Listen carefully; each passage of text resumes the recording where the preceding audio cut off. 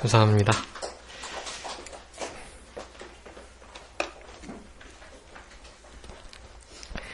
네, 봉독한 요한복음 16장 1절부터 14절까지 말씀 중심에서 보혜사 성령님이라는 제목으로 하나님 말씀 증거하겠습니다. 우리 예수님께서 제자들에게 큰 환난이 있게 될 것을, 우리 예수님께서도 환난 당하시고 결국 죽게 되실 거니까 세상에 속하지 않은 내가 그렇게 선생으로서 고난을 당했으니까 제자인 너희들, 친구되지만 종된 너희들도 세상에 속하지 않았기에 우리 예수님께서 받으신 미움과 핍박 다 받아야 할 것을 말씀하시고, 그렇지만 보혜사 성령님의 역사로 복음이 잘 증거되게 될 것을 그렇게 말씀하시면서 이 16장의 말씀을 시작하고 계십니다. 16장 1절에 보면 내가 이것을 너희에게 일렀다라고 말씀하셨는데, 이것이라는 것은 그 15장에 있는 내용들을 가리킵니다. 이제 포도나무의 비유를 통해서 우리 주님 안에, 주님의 사랑 안에 거하는 자, 그런 이들이 시험을 잘 연단을 이겨나갈 것이고, 그렇지만 큰 핍박을 받게 될 것이지만 오순절 보혜사 성령님의 그 능력으로 예수님의 사역을 잘 증거하게 되실 것이고, 제자들도 또한 예수님을 그렇게 힘있게 목숨을 걸고 부활의 신앙으로 증거하게 될 것이다. 이와 같은 것을 너희에게 일렀다라고 말씀하시는 것입니다. 그렇게 너희로 실족하지 않게 하기 위함이다 라고 말씀합니다. 14장부터 시작됐던 그 다락방 강화라고 해가지고 그 모든 내용들은 14장부터 하나님을 믿으니 또 나를 믿어라 그렇게 말하고, 근심하지 말으라, 하나님께서 예수님께서 주시는 예수님의 평강, 그것으로 참된 평화를 누리며 평안하게 평강을 가지고 그렇게 생활해라 라고 말씀하셨던 그 모든 것들, 이 모든 것들 안에 미리 앞으로 될 일들을 설명하시고 그 일들을 그렇게 말씀하시는 이유, 그것을 실족하지 않게 하시기 위함이다 라고 말씀합니다. 실족이라는 것은 넘어지는 것을 뜻하는데, 우리 세례 요한이 그 헤롯의 아내를 얻는 일 때문에 동생의 아내를 취하는 게 옳지 않은데 얻었기 때문에 그것을 책망하다가 결국에는 이렇게 옥살이를 하게 되었는데, 옥살이를 하는 세례 요한을 우리 예수님이 한 번도 찾아가시지 않으신 거예요. 세례 요한이 조금 이렇게 신앙에 잠이 들고 시험에 들었습니다. 내가 그리스도 메시아를 더 기다려야 되겠습니까? 아니면 당신입니까? 그런 말씀을 물었고, 우리 그 물음을 물으러 온 세례 요한의 제자들에게 우리 예수님께서 그렇게 말씀해 주신 거예요. 나로 인하여 실족하지 않는 자가 복되다. 그러면서 세례 요한의 신앙이 참 위대한 신앙이지만, 그렇지만 천국의 작은 자라도 세례 요한보다 더 많은 깨달음을 가지고 있는 자가 된다라고 말씀하면서 그 실족에 대한 말씀을 하셨는데, 세례 요한도 실족할 수 있고 신앙의 위대한 선진들도 대부분 다 성경의 인물 한두 명 빼고는 다 실족하는 사건들이 하나같이 나오게 되는 것입니다. 제자들도 하나같이 실족하고 다 이제 가깝게는 예수님을 모두 다 버리고 도망해 버리니까요. 예수님의 그 당하시는 일 실족하지 않게 하시기 위해서 이렇게 미리 말씀하셨는데, 심지어는 그 세 제자 가운데 하나였던 베드로, 그 베드로를 야고보와 요한과 함께 데리고 더 깊은 곳으로 가셔가지고 그렇게 기도하시고 또 기도하셨지만, 이 사단이 밀가부르듯 베드로를 이렇게 공격하고 어떻게 하든지 넘어뜨리려고 하는 그런 시험과 유혹을 보낼 것인데 내가 너를 위해서 기도했다. 그렇지만 내가 깨어서 기도하지 않는다면, 그렇다면 결국에는 시험에 넘어질 수밖에 없다. 그리고 내가 나를 닭 2번 울기 전에 3번 부인하겠다. 이제 그런 말씀들을 하시면서 그렇게 이후에라도, 실족한 후에라도 회개하고 그렇게 부활의 신앙으로 사명을 잘 감당해야 할 것을 말씀하셨습니다. 이 실족하지 않는 일이 참 중요하고, 우리 성도님들의 삶 가운데도 실족하는 일이 없도록, 그리고 다른 사람들을 실족해 하는 일이 없도록 조심하셔서 생활하셔야 합니다. 만약에 실족해 하는 일이 있으면 어떻게 된다 그랬죠? 성경에서? 그렇게 정말 작은, 어린, 그리고 별로 존재감이 없는, 연약한, 또 교회 안에서 비중이 별로 없고, 또 도리어 교회에 손해가 끼치는, 관계없어요. 그 누구라 할지라도 그 연약한 소자를 만약에 실족해 한다면 차라리 연자맷돌을 목에 지우고 바다에 들어가는 게 훨씬 더 낫다는 거예요. 그 무서운 거 어떻게 감당하시려고 그러세요? 결코 실족해 하시면 안 돼요. 그리고 내가 먼저 실족하면 안 되고, 다른 사람들이 연자맷돌을 메고 빠치게 하지 않는 가장 좋은 방법은 내가 실족하지 않는 거예요. 다른 사람이 나를 실족해 한다 할지라도 내가 실족하지 않으면 되는 거예요.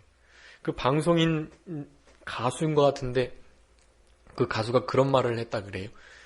그런 말을 한 동영상을 제가 봤는데, 상처를 이렇게 주는 것에 대해서, 상처 주는 사람 자기는 싫고, 그래서 결혼을 생각할 때 좀 동거하면서 그렇게 알아보고 괜찮을 만한 사람이면 결혼하겠다. 이제 그런 얘기를 하는 가운데, 그 어떤 가수인데 믿는 사람인 것 같아요. 믿는 가수인데 그이가 그런 말을 하는 거예요. 나는 거기 동의하지 않는다. 아니, 어차피 결혼을 하고 난 다음에 서로 사랑하면서 이렇게 아껴주고 또 만들어져 가면서 이렇게 하는 것이지, 결코 이기적인 생각을 가지고 자기에게 딱 맞는 사람을 고르려고 하면 결코 결혼할 수 없고 그저 동거하면서 그냥 끝나게 될 것이다. 그런 말을 하면서 자기는 혼전 동거에 대해서 반대하는 입장을 분명하게 밝히고 그런 말을 하는 거예요. 상처 주는 거 그거 일단은 자기 책임이다. 왜냐하면 상처를 상대방이 준다 할지라도 자기가 받지 않으면 된다라는 거예요. 상처 준다 그랬는데 주는 거 받지 않으면 된다라는 거예요. 자기가 실족하지 않으면 된다는 거죠.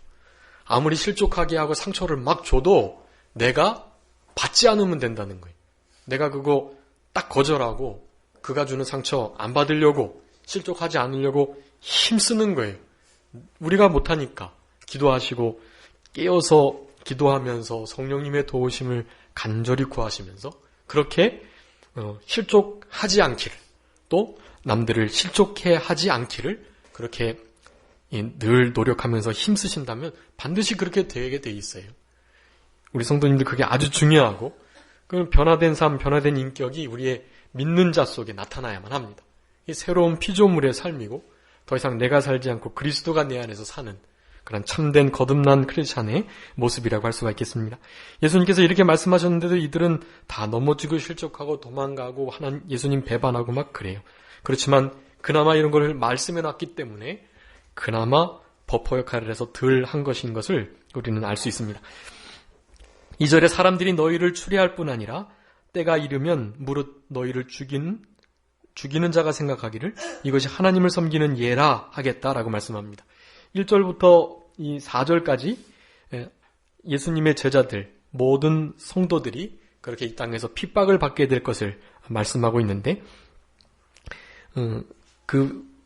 예수님을 제대로 믿는 자들이 생각하기를 이거는 하나님을 섬기는 예라는 거예요. 예. 그 예는 특별히 제사할 때 쓰는 단어거든요. 이것이 하나님께 제사 드리는 것이다. 즉 지금 이 유대인들은 아직도 메시아 그리스도를 기다리고 있고, 이 예수는 누구지요?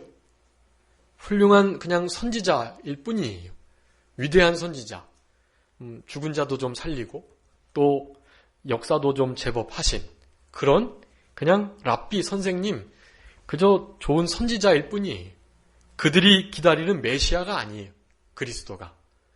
그래서 더 형편없는 사람들은 그 예수님을 가리켜서 나사렛 이단이다 그렇게 말을 하는 거예요.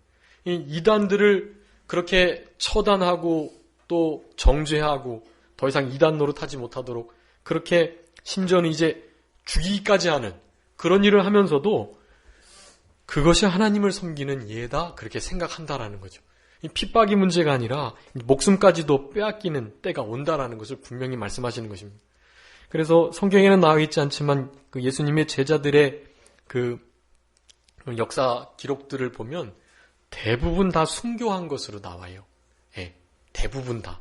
막 가죽이 벗겨지기도 하고 또 뜨거운 통에 들어가서 또 통이 데워져서 그렇게 데워 죽기도 하고 또 자루에 들어가서 맞아 죽기도 하고 베드로는 어떻게 죽었다고 그러죠? 십자가에 거꾸로 매달려서 죽었다고 그래요. 예, 커바디스라는 영화에 보면 나옵니다. 그런 일들이 뭐 역사적으로 확실히 고증된 건 아니지만 대부분 맞아요. 사실들이에요. 대부분 순교의 길을 갔던 것입니다. 그렇게 될 것이었지만 그렇지만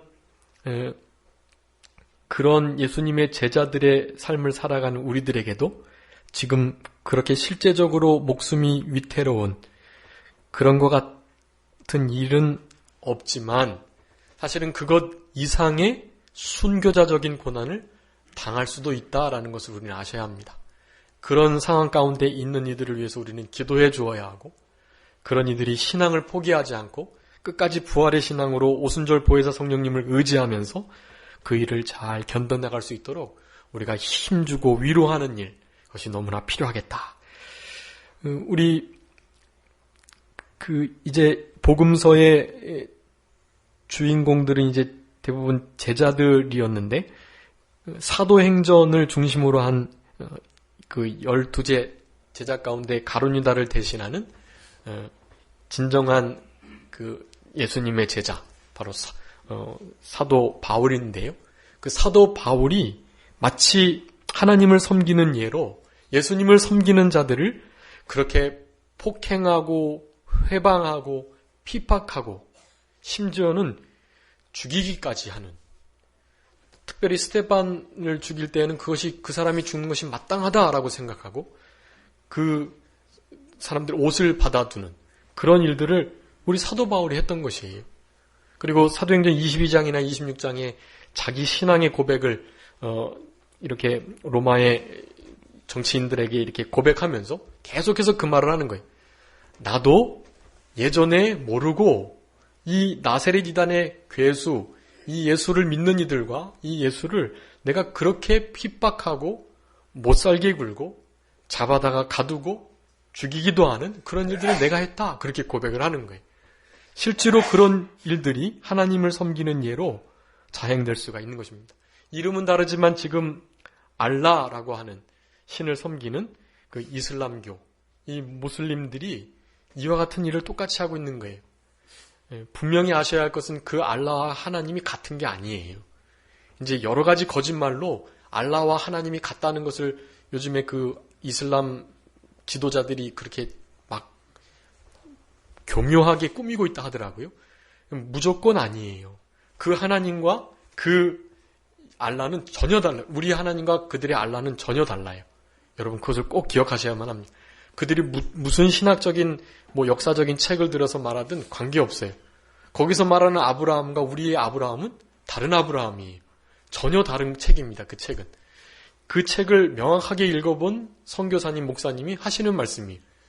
아랍어와 라틴어를 정통한 목사님이 그 7세기 아랍 성경 코란을 다 읽었는데 그 성경하고 그 코란하고 우리 성경하고는 전혀 다른 책이라는 거예요.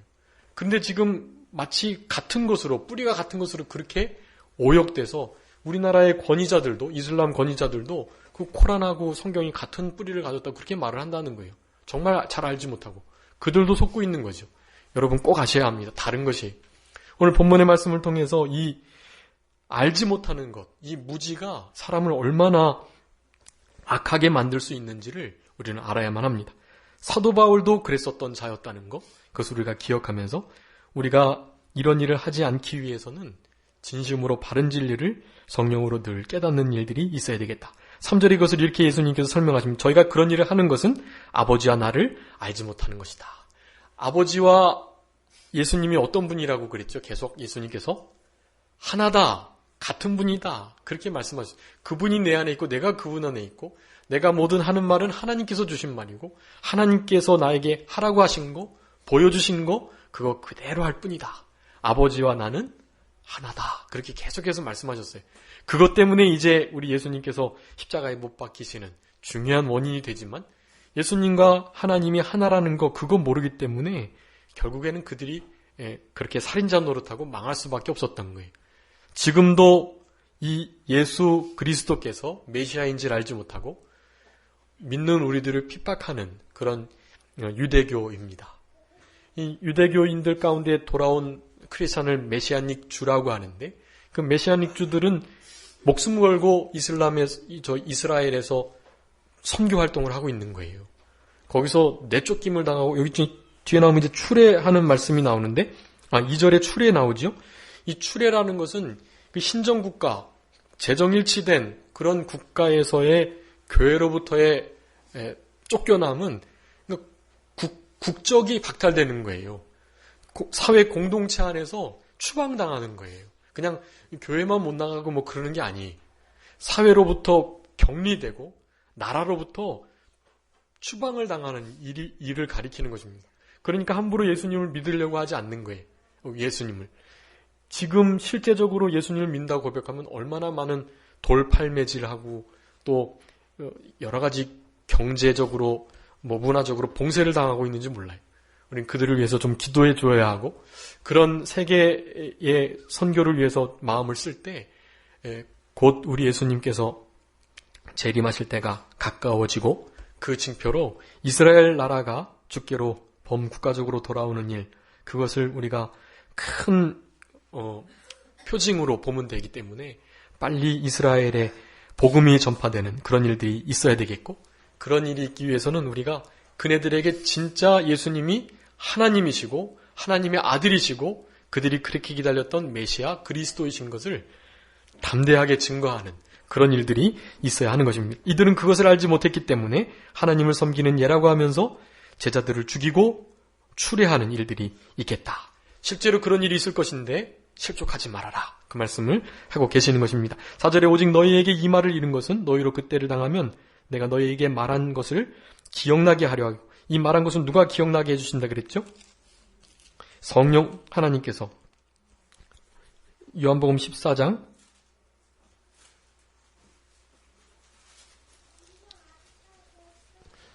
하나님, 우리 예수님께서, 성령님께서 생각나게 하시고 가르치시고 그런다 그랬죠?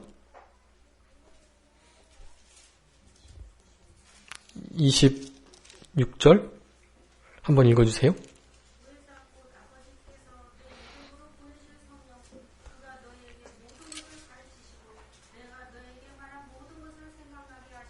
아멘. 우리 예수님께서 하셨던 모든 말씀, 또 그 가르침 생각나게 해주시고 가르쳐 주시겠다. 이 말을 다 기억나게 하시고, 근데 처음부터 이 말을 하지 않으신 것은 우리 예수님께서 함께 있으셨기 때문이다라고 말씀하십니다. 이제 5절부터 7절까지는 우리 보혜사 성령님을 보내주시는 그러한 일들, 아버지께로부터 오실 것이고 예수님께서 떠나시는 것이 유익이 되는데, 왜냐하면 오순절 보혜사 성령님이 그래야만 오시기 때문이다. 왜 예수님이 떠나셔야 오시는지는 확실하게 몰라요. 그것은 신비입니다. 예수님이 곧 성령님이시기 때문에 예수님이 굳이 안 떠나시고 계셔도 괜찮으실 법한데, 그렇게 하나님께서 해놓으신 거예요. 우리 예수님께서 승천하셔서 보좌 우편에 계시도록. 우리 예수님은 이렇게 죽으셨다가 살아나셨는데, 제자들 입장에서는 하나님께로 육체가 간다라는 것은 그러니까 이별을 뜻하는 거예요. 예수님의 죽으심, 죽으셔서 부활하셔서 승천하셨지만 그들의 입장에서는 어쨌든 이별을 한 것이기 때문에 기독교적으로 또 우리 영적으로 이별, 단절이 죽음이기 때문에 예수님을 이렇게 떠나보낸 거지요. 그러고 싶지 않지만 그렇게 하게 하신 거예요. 왜냐하면 인격으로 오시는 우리 성령님께서 예수님께서 맡겨주신 그 사명을 완성하신 일을 잘 감당하시려고 그 구원의 완성 가운데 승천도 포함되어 있기 때문에 우리 예수님께서 승천하신 이후에야 그래야만 성령님의 역사하심이 온전해질 것이라는 그러한 신비. 그래서 예수님께서 하나님께서 정하신 법대로 그 일이 그렇게 이루어져야만 우리 성령님께서 오시겠다라는 것을 이제 5절 7절 말씀합니다. 지금 내가 나를 보내신 이에게로 가는데 너희 중에 나더러 어디로 가느냐 묻는 자가 없었다 그랬습니다. 13장 36절하고 또 14장 5절에 보면 거기 베드로하고 도마도 물었어요. 사실은 어디로 가십니까? 물었다고요. 근데 묻는 자가 없다고 그러셨어요. 무슨 이 두 성경 구절이 모순이 되는 것이 아닙니다. 그 두 번 베드로가 도마와 함께 물었던 그 장면은 그러니까 회의적인 물음이에요. 어디 가시려고 그러세요? 그런 느낌. 그러니까 우리 예수님께서는 이런 말씀을 쭉 듣고 난 다음에는 참 소망을 가지고 과연 예수님께서 그렇게 죽으셨다가 살아나셔서 승천하시는 것이 유익되는구나.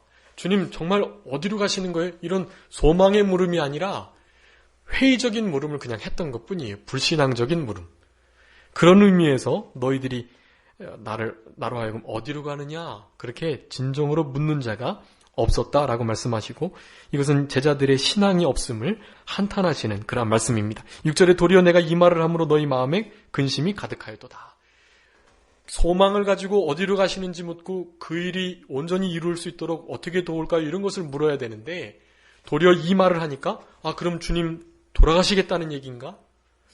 돌아가시면 안 되는데 그들의 메시아관 이제 뒤에 나오는 성령님의 일 가운데 죄관, 의관 그리고 심판하시는 그 심판관 이런 것들이 메시아관과 더불어 제자들은 다 잘못되어 있던 거예요. 그네들은 그냥 로마의 속국으로부터 예수님께서 이스라엘을 건져주시기를 간절히 바랬던 것입니다. 정치적으로, 군사적으로, 종교적으로 로마의 속국으로부터 건져내 주시기를 간절히 바랬던 거예요. 그런데 우리 예수님의 메시아 사역은 그런 게 아니셨습니다. 십자가에서 죽으시는 거였죠. 우리의 죄를 담당하시면서 물과 피를 쏟으시면서 그 조롱과 멸시 천대를 받으시면서 가지관 쓰시고 창에 찔리시면서 그 일을 감당하시려고 사실은 이 땅에 오셨던 것입니다. 그것을 나중에 제자들이 깨달아 알게 되고 더욱더 담대하게 예수님의 복음을 증거하기 시작했던 것입니다. 도리어 근심이 가득하게 되었는데 그렇지만 내가 너에게 실상을 말하는데 떠나가는 것이 유익이 된다. 왜냐하면 보혜사께서 너희에게로 내가 가야만 오실 것이기 때문이다. 예수님께서 승천하셔야만 모든 완성된 부활의 또 승천의 그 구속의 십자가의 진리로 우리 보혜사 성령님께서 구속 사역을 인치시는 사역을 완성된 사역을 감당하시게 되는 것입니다. 8절에 그가 와서 죄에 대하여 의에 대하여 심판에 대하여 세상을 책망하겠다라고 말씀합니다. 이제 8절부터 14절까지는 우리 성령님께서 하시는 일에 대해서 말씀합니다. 첫 번째 죄의 심판에 대하여 책망하신다라고 말씀합니다. 이건 책망하시는 사역 첫 번째입니다. 이 책망이라는 단어가 과실을 잘못한 거, 잘못된 과실, 그 과실, 잘못을 꾸짖어 가지고 바로잡고 확신하게 한다 그런 의미의 책망이. 그러니까 회개케 하고 바로잡아서 확신을 가지게 한다 그런 의미가 이 책망에 있어요. 그러니까 확신을 가지게 하는 사역 그리고 회개케 하시는 사역 그것입니다. 잘못된 걸 바로잡아 회개케 하고 확신을 가지게 하는 것 그게 책망인데요. 그 책망하는 사역을 죄와 의와 심판에 대하여 하신다고 말씀합니다. 그것을 예수님이 풀어주셨는데 9절에 죄에 대하여라 함은 저희가 나를 믿지 아니함이다라고 말씀합니다. 우리 예수님을 믿지 않는 거, 하나님을 부인하고 모른 척하는 거, 즉 불신앙이 여러분 가장 큰 죄악입니다. 요한복음 3장 18절에 보면 예수님을 믿지 않은 것 그것을 인하여서 이미 심판을 받았다 그렇게 말씀하거든요. 성령 회방죄 사함을 받지 못하는데 성령 회방죄는 다른 것이 아니 우리 예수님께서 이루어 놓으신 이 귀한 구속사역 이것을 오순절 보혜사 성령님께서 우리에게 적용하시고 우리의 마음을 주장하셔서 그렇게 믿음을 주시고 회개케 하시고 우리의 죽은 영을 살려서 아버지라 부르게 하시고 또 천국 시민의 그 권세를 우리에게 주시고 그래서 천국 시민으로서 이 땅을 살아가게 해주시는데 그런데 그것을 받아들이지 않는 거예요. 그게 바로 성령 해방죄입니다. 끝까지 부인하는 거예요. 자기가 지옥에 떨어질지언정 예수님을 인정하지 않겠다. 그런 자들이 바로 불신앙의 죄를 범하는 사함받지 못하는 그런 성령 회방죄를 가지고 있는 것입니다. 그거 외에는 용서받지 못할 죄가 없어요. 근데 그것을 끝까지 그렇게 주장하면 결국 용서받지 못하고 지옥에 가게 되는 것입니다. 이 죄에 대하여라 한다라는 것은 예수님을 믿지 않은 것이다라는 것인데 예수님을 믿지 않으면 예수님의 구속 그 사역이 전혀 관계가 없고 그렇기 때문에 죄가 여전히 있어서 그렇게 지옥에 갈 수밖에 없다라는 그것을 말씀하는 것입니다. 우리는 이미 신앙을 가진 자들인데 그래도 행위적인 불신앙이 있을 수 있습니다. 말은 믿는다고 하는데 우리의 행동이 전혀 믿는 자처럼 보이지 않을 때가 있다라는 것이 행동으로는 우리 주님을 부인할 때 사실은 그때에는 불신앙을 가진 자들이 받는 심판과 지옥 고통을 경험하게 되는 것입니다. 그러니까 신앙을 가지셔야 돼요. 신앙으로 살아가셔야 되고 믿음을 쓰셔야만 합니다. 믿음을 벼르시고 믿음을 사용하시고 그렇게 믿음으로 살아가셔야 합니다. 그래서 교회에서는 늘 믿음 하는 거예요. 믿음으로 하지 않은 것은 모든 것이 다 죄인 것이에요. 죄. 그래서 신앙이 가장 중요합니다. 아무리 강조해도 지나치지 않아요. 이 믿음은. 근데 그 믿음은 그냥 말로만 믿음이 아닙니다. 진짜 믿음은 뭐가 나타난다고요? 행위가 나타나게 돼 있어요. 행위가 나타나지 않은 믿음은 무슨 믿음일까요? 그건 죽은 믿음이에요. 그걸 성경에서 그렇게 말하고 있는 거예요. 죽은 믿음이라고. 죽은 것은 거의 죽은 믿음 그거 아니에요. 죽은 믿음이라는 거예요. 행함이 없으면 그냥 죽은 믿음이에요. 가짜 믿음이라는 거죠. 그 믿음은 진짜가 아니라는 것입니다. 그렇기 때문에 이 불신앙이 가장 위험한 그런 죄악이라는 것을 늘 기억하시고 그 믿음이라는 것은 곧 행동으로 드러나고 밝혀지게 돼 있으니까 행동하는 믿음, 살아있는, 움직이는 그러한 믿음으로 살아가셔야만 합니다. 반드시 행함이 따르는 그러한 믿음. 그렇기 때문에 믿음은 곧 순종이다라고 말하는 것이. 믿음이 순종이고 순종이 믿음이고 불순종은 불신앙이고 불신앙이 곧 불순종이고 그런 것이에요. 그러니까 순종을 강조하고 믿음을 강조하는 것이 그래서 그렇습니다. 우리 예수님을 믿는 그 믿음, 그분이 하신 말씀을 믿는 믿음. 내 부패성과는 맞지 않지만 내 생각이나 이성으로는 이해가 안 되지만 그것을 믿는 것입니다. 그리고 그렇게 하는 것입니다. 그런 우리들이 되어야 할 것이고 그 일을 우리 오순절 보혜사 성령님이 해주신다. 이런 일들을 안 하고 계신다면 내 안에 성령님이 안 계실 수 있는 거예요. 그러니까 내가 진짜 믿음으로 성령님은 언제 받죠? 성령님은 믿을 때 받는 거예요. 네. 성령님께서 사실은 구원의 시간적으로 볼 때는 우리 가운데 먼저 오셔서 우리 죽은 영을 살리셔서 믿게 하시고 또 회개케 하시고 이런 일을 하시지만 사람의 입장에서 볼 때는 우리가 철저히 우리의 죄를 회개하고 우리 예수 그리스도를 구주로 믿을 때 성령님이 오시는 거예요. 여러분 그것을 아셔야 됩니다. 그러니까 내 안에 그런 행동하는 믿음이 없다. 그것은 뭐예요? 다른 말로 하면 그건 성령님이 안 계시다는 거예요. 믿음이 없는 것은 성령님이 안 계시다는 뜻이에요. 예수님을 주로 시인하는 징표가 안 나타나는데 말로만 아무리 내가 주인 예수님입니다라고 해도 예수님이 주인인 표가 안 나타나는 것은 그것은 거짓말하고 있는 거라고요. 진짜 성령님이 안 계실 수 있는 거예요. 그 마음 가운데. 그러니까 구원을 쉽게 믿음으로만 받는다고 생각하시면 안 됩니다. 우리 입장에서는 구원은 하나님의 무조건적인 은혜로 그렇게 무조건 받는 거예요. 그렇지만 우리 입장에서 볼 때 우리 가운데 행함이 있는 믿음이 나타나지 않으면 그건 거짓 믿음, 죽은 믿음이고 그것은 성령님이 안 계시다는 명확한 증거인 거예요. 그렇기 때문에 늘 점검하셔야 합니다. 내 속에서 오순절보에서 성령님이 역사하시는가. 이 죄에 대하여, 의에 대하여, 심판에 대하여 나를 바로잡고 회개케 하고 확신을 주는 일들이 있는가, 그것을 돌이켜보셔야만 합니다. 너무나 중요한 부분. 두 번째는 의에 대하여 책망하시는데, 의에 대하여 하면 10절에 내가 아버지께로 가니 너희가 다시 나를 보지 못한다.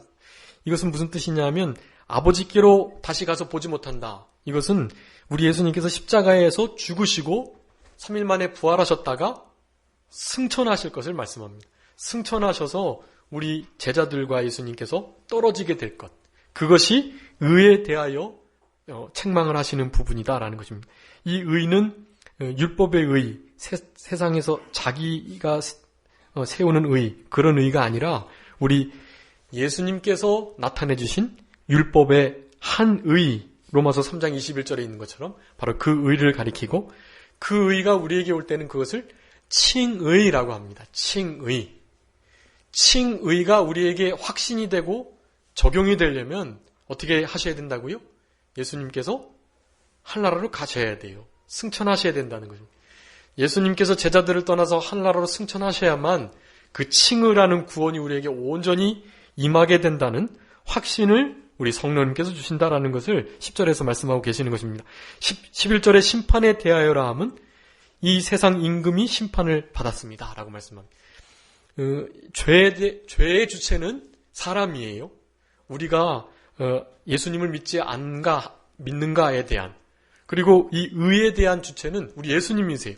예수님께서 십자가의 죽으심과 부활과 승천으로 의를 온전히 이루시고 그 의를 우리에게 전가시켜 주셔서 칭의를 허락해 주셨다라는 것입니다. 이 의는 우리 예수님이 주체가 되시는 것이고, 이 심판의 주체는 누구일까요? 심판의 주체는 세상 임금, 마귀입니다. 마귀. 성령님께서 이 땅에 오신 이유가 예수님도 그렇고 이 마귀를 멸하려 하시기 위함이에요. 우리 그 성도님들의 신앙생활 가운데 이 사탄의 역사가 아주 많아요. 심하고. 제가 어저께 동영상을 하나 봤는데 그 동영상에 그런 내용이 나왔어요. 이렇게 부부 사이가 안 좋은데 그래서 남편은 너무 아내를 어렵게 하고 그래서 어떤 좋은 크리스찬 할머니하고 그 아내가 얘기를 나누면서 당신 남편이 당신에게 잘못하는 것을 종이에 한번 써보라고. 근데 종이에 한 3장 이상 막 쓴 거예요, 그거를. 그래가지고 이것도 뭐 얼마 쓴 것도 아니라고 그렇게 말하면서 그러냐고. 근데 이거 가지고 내가 뭐 어떻게 하려고 하는 게 아니다고. 사실은 이런 모든 잘못들을 한 것은 그 사람이 아니고 그 남편이 아니고 다른 누군가가 당신과 남편 사이를 이렇게 허물어서 하나님 영광 가리우고 더 이상 결혼 생활을 지속하지 못하게 하기 때문이다라고 말을 하는 거예요. 누가 그 일을 할까요? 누가? 그 마귀가 하는 거예요. 남편이 마귀고 아내가 마귀가 아니에요. 그가 하는 일들이 마귀적인 일들이 아닙니다. 사실은 그는 최선을 다해서 힘써 노력하고 그렇게 사랑하려고 노력하고 해봤던 거예요. 근데 누가? 이 사탄이요. 이 사탄이 그렇게 하게끔 하는 거예요. 우리 그 남편은 거기에 넘어져가지고 정말 이기고 싶은데 어쩔 수 없이 넘어져가지고는 그렇게 아내를 힘들게 하고 자녀를 힘들게 했던 것입니다. 그런데 그것을 깨닫고 우리를 이렇게 불화하고 반목해 하는 그 주체가 누군가? 남편과 아내를 심판해야 될 것이 아니라 그 일에 대해서 정죄를 받고 심판을 받아야 할 대상은 사탄 마귀인 것이에요. 그 세상 임금이 공중거세를 잡고 우리 성도님들의 삶 가운데 그런 일들을 지금도 하고 계세요. 성도와 성도끼리, 남편과 아내끼리, 부모와 자녀끼리, 사회에서 직장 상사와 부하끼리 그런 일들을 하게끔 누가 하는 거예요? 사탄이 그 일을 하는 거예요. 사탄이. 우리는 어떻게 창조됐다고요? 선하고 의롭고 경건하게 창조되었어요. 누구의 형상대로? 하나님의 형상대로. 믿지 않는 사람들도 사실은 그런 선한 선의식들이 다 있다고요. 근데 그것을 누가 못하게 하는 거예요? 마귀가 못하게 하는 거예요. 믿지 않는 사람들은 자기 자녀들이에요. 그 사람들이. 우리는 누구 자녀고요? 마귀의 자녀, 우리는 본질상 진노의 자녀였는데 우리도요, 예수님을 믿음으로 말미암아 하나님의 자녀로 옮겼어요. 그러니까 사탄이 그것을 함부로 이제 못하는 거예요. 그렇지만 믿지 않은 사람들은 사탄이 붙들고 있고 그 일을 하는 것입니다. 믿는 사람들도 그렇게 붙들고 일을 해요. 사탄이. 성령님께서 그 일을 심판하시는 것입니다. 그 일을 심판하시고 더 이상 그 일을 하지 못하도록 머리를 상하게 하시는 거예요. 우리 예수님께서 이미 그 일을 이루셨고 우리는 그 일을 이룬 것을 믿는 자들인데 넘어지고 실수하는 것은 날마다 우리가 기도하지 않고 날마다 자기를 쳐서 복종시키지 않기 때문인 것입니다. 우리 가운데 계신 성령님은 그렇게 하기를 원하시는데 우리가 그 일을 안 하려고 하는 거예요. 일부러 피하는 거예요. 어차피 천국 갈 건데 그냥 남은 때는 좀 내 마음대로 살아야지. 천국 가면 그것으로 된 거 아닌가. 천국에서 뭐 아무리 작은 자가 되면 좀 어때. 천국만 가면 되는 거지. 하는 마음을 가지고 이 땅에서는 마음대로 살아가고자 하는 거예요. 여러분 그거 참으로 믿는 분일까요? 아닐까요? 그런 마음 가지면 참으로 믿는 분이라고 할 수 없어요. 참으로 믿는 분이라고 한다면 내 마음의 주인이 바뀌었기 때문에 더 이상 사는 것이 내가 아니기 때문에 내 욕심, 내 뜻대로 내 생각, 내 판단, 내 기분으로 살아가는 것이 아니고 하나님이 뭘 원하시는가, 뭘 기뻐하시는가, 성경에서 뭐라고 말하나, 내 안에 감동하시는 보혜사 성령님이 지금 어떤 마음을 주시는가 그런 걸 가지고 살아가도록 하는 거예요. 부딪히고 힘들고 어렵지만 그렇게 살아가는 거예요. 자신을 쳐서 복종시키고 내 못된 성품과 인격들을 깎고 다듬으면서 그렇게 사랑하고 한 번 더 관용하고 용납해주면서 그렇게 살아가는 것입니다. 그렇게 못하면 그럼 마귀에게 지는 거예요. 우리도 함께 12보좌에 앉아서 심판을 해야 할 것인데 사탄의 세력들을 우리들이 그네들의 꾀임에 좌지우지돼서 넘어가면 안 되겠습니다. 우리 교회 안에 사탄의 일들이 발붙이지 못하도록 힘써 기도하셔야 돼요. 기도와 금식이 아니고서는 이러한 유가 나갈 수가 없는 것이에요.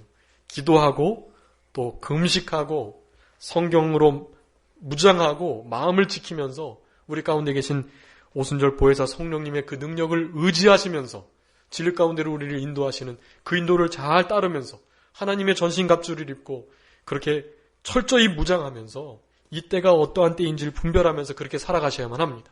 그렇게 살아갈 때 우리에게 우리 예수님께서 말씀하신 이 진리 가운데로 인도되는 그리고 참된 기쁨과 즐거움이 넘치는 신앙생활 또 근심하는 일이 있으나 하나님이 주시는 참된 평강으로 모든 근심의 일들을 그저 넉넉히 이겨나가는 우리들의 삶이 되는 것입니다. 12절에 내가 아직도 너희에게 이를 것이 많지만 지금은 너희가 감당치 못하겠다. 오순절 보혜사 성령을 받지 않았기 때문에 감당하지 못해요. 그렇지만 이때까지 툭툭 던지셨던 말씀들 그리고 오순절 보혜사 성령님께서 오시기 바로 직전에 예수님께서 부활하셔서 제자들과 같이 있었을 때 하셨던 말씀들 승천하시기 전에 주셨던 마지막 사명들 이런 것들이 이제 결국에는 오순절 보혜사 성령님의 가르치시고 생각나게 하시는 역사로 이제 그들의 영적 실력이 되고 이렇게 성경을 기록하고 또 순교의 자리에까지 이를 수 있는 그 부활의 신앙으로 살아가게 되는 것입니다. 13절에 우리 예수님, 성령님의 또 다른 사역 하나를 말씀하고 계신데 그것은 바로 진리의 성령이 오시면 그가 너희를 모든 어디로요? 진리 가운데로 인도하신다라는 것입니다. 네. 우리 13절 읽을 때마다 누구 생각나시죠? 네? 누구 생각나세요? 네. 우리 큰 목사님. 우리 큰 목사님 사경회 하시면 중간에 꼭 쉬시거든요, 한번. 쉬시고 나서 쉬는 시간 끝나고 나자마자 이제 말씀 전하기 바로 전에 잠깐 찬송 한 장 하시고 376장.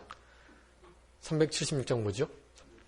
내 평생소원. 내 평생소원 이것뿐 찬송하고 그 다음에 기도를 하시는데 다르게 기도 안 하세요. 하나님 이 시간에도 진리 가운데로 인도하여 주시옵소서. 그렇게 기도하시고 말씀을 하십니다. 이 요한복음 16장 13절 말씀 그거 가지시고 기도하신 거예요. 모든 진리 가운데로 우리를 인도하여 주시옵소서. 그렇게. 근데 그것이 참 귀한 것이 이 진리를 알지 못해서 하나님과 예수님을 알지 못해서 이렇게 사도 바울도 사람을 죽이면서 폭행, 포행, 핍박, 강포자로 그렇게 살았는데 이 무지함이 얼마나 사람을 강팍하게 하고 난폭하게 할 수 있다라는 것. 그 진리의 지식이 우리 가운데 있을 수 있다는 것이 얼마나 귀한지 알지 못하고 성경 말씀을 이렇게 해석하고 한 절 한 절 읽으면서 그 말씀을 살펴보고 묵상해보고 그 말씀을 생명 삼는 일, 되새김질하는 일, 이것이 얼마나 우리의 심령에 또 하나님의 진리의 이 성령의 사역에 얼마나 귀한 일인지 몰라요. 그런 것들을 혹시 계대가 이어지지 못한다 할지라도 우리 성도님들께서 계속 하셔야 돼요. 묵상하시며 성경 읽으시며 그런 모습들을 우리의 자녀들이 볼 때 우리 부모님은 늘 성경을 저렇게 가지고 다니시면서 늘 저렇게 읽으시는구나. 어떤 사모님이 그러셨는데 그 사모님 부모님이 그러셨대요. 어머니가 성경책 읽으면 그 안에 꿀단지가 있어. 꿀단지가 그러셨대요. 그래서 진짜 그 말 믿고 성경책을 얼마나 살펴봤는데 꿀단지가 없다는 거죠. 아니 도대체 꿀단지가 어딨냐고 그러셨다는데 아마 지금은 그 꿀단지가 뭔지 아실 것입니다. 그런 꿀단지를 발견하는 기쁨, 그 꿀단지를 우리 후세대들에게 전하는 그 기쁨, 진리 가운데로 성령님이 우리를 인도하시는 것처럼 우리 안에 계신 성령님께서 우리의 후세대들에게도 그런 일에 본보기로 우리를 사용하시기를 원하시는 것입니다. 그렇게 기도하고 성경 생명처럼 여기시고 맥체인 성경 읽기 잘 하셔야지 돼요. 그리고 2016년도에는 맥체인 성경 4장 읽는 거에다가 잠언을 읽으셨으면 좋겠어요. 잠언을 매일 한 장씩. 잠언이 31장까지 있으니까 하루에 한 장씩 읽으면 한 달에 한 번씩은 잠언을 읽으시는 거거든요. 그래서 꼭 하루에 5장씩. 지난 연도에 4장 읽으셨으니까 올해는 5장씩 읽으셔야죠. 그렇게 5장씩 좀 읽으셨으면 좋겠고, 그렇게 성경을 읽을 때 우리 진리의 성령님께서 밝히 우리 가운데 진리의 빛을 비춰 주실 수가 있는 것입니다. 이 모든 일들은 예수님의 영광을 위한 것이다. 마지막 오순절 보혜사 성령님의 일은 예수님의 영광이라는 것입니다. 첫 번째 책망하시는 일, 두 번째 진리 가운데로 인도하시는 일, 세 번째는요? 예수님의 영광을 위하는 일. 이 3가지 일들을 지금 우리가 하셔야 돼요. 영광을 위해서 살아가고 그렇게 우리 진리 가운데로 인도함을 받는, 책망을 받는 우리들이 되어야 되겠습니다. 자, 기도하겠습니다. 살아계신 아버지 하나님 감사합니다. 우리를 사랑하셔서 오순절 보혜사 성령님을 우리의 마음 가운데 주시고 우리를 진리 가운데로 늘 인도하시며 의에 대하여, 죄에 대하여, 심판에 대하여 우리를 늘 책망하시는 이 귀한 사역을 진심으로 감사합니다. 이 모든 것들 나의 유익이 아니고 우리를 위해서 십자가 지신 우리 주님의 영광을 위해서 이 모든 일들을 기쁨으로 감사함으로 넉넉히 감당하는 우리들이 되게 하여 주시옵소서. 한 주간도 우리 주님 진리 가운데서 살아가게 하시고 우리를 늘 진리 가운데로 인도해 주시기를 간절히 바라옵고 감사하오며 예수 그리스도의 이름으로 기도 올리옵나이다. 아멘. 찬송